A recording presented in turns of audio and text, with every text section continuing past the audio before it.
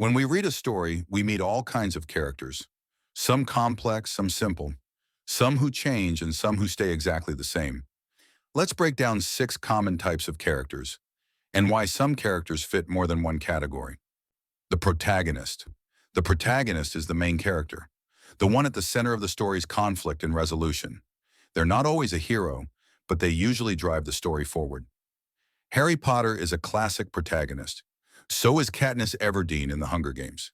Sometimes there's more than one, like in The Outsiders, where Ponyboy and Johnny share the spotlight. The antagonist. The antagonist is the force working against the protagonist. It might be a person, a group, or even an internal struggle. Voldemort challenges Harry. President Snow stands in Katniss's way. But not all antagonists are villains. In The Giver, the society itself is the antagonist. And yes, a story can have more than one. Dynamic characters. A dynamic character changes during the story.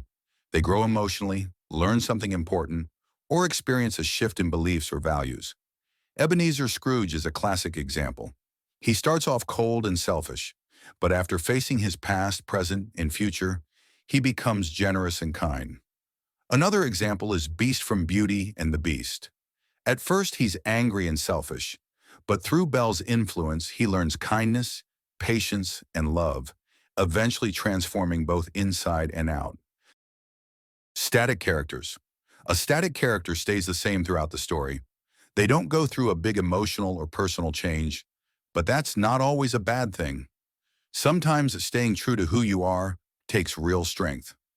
Atticus Finch in To Kill a Mockingbird is a great example. He's calm, wise, and morally grounded from beginning to end.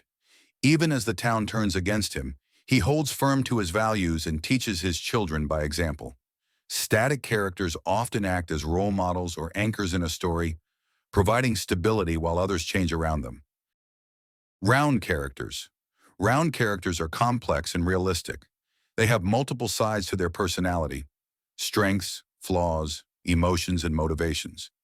They might even surprise us with how they think or act.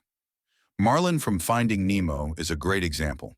He's caring but anxious, brave but overly protective, and he grows more open as the story unfolds. In literature, Holden Caulfield from The Catcher in the Rye is another strong example.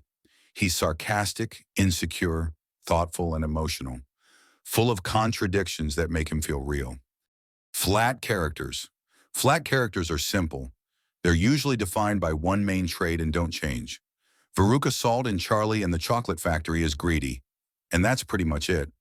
It's important to note that characters don't fit neatly into just one box. In fact, most well-written characters belong to more than one category. A protagonist can also be round and dynamic, like Katniss Everdeen, who becomes more complex and emotionally layered as the Hunger Games series progresses. Even an antagonist can be round or dynamic. Think of the Beast from Beauty and the Beast. He starts off as an obstacle, but as we learn more about him, we see he's not just one-dimensional. He grows, learns, and becomes more than just the problem. These labels help us understand characters, but great stories often blur the lines.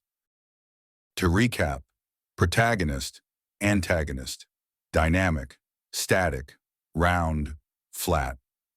These aren't boxes. They're tools to help us understand characters and how they shape stories. Don't forget to hit that like button, and for more quick literature tips, subscribe to the channel. Thanks for watching.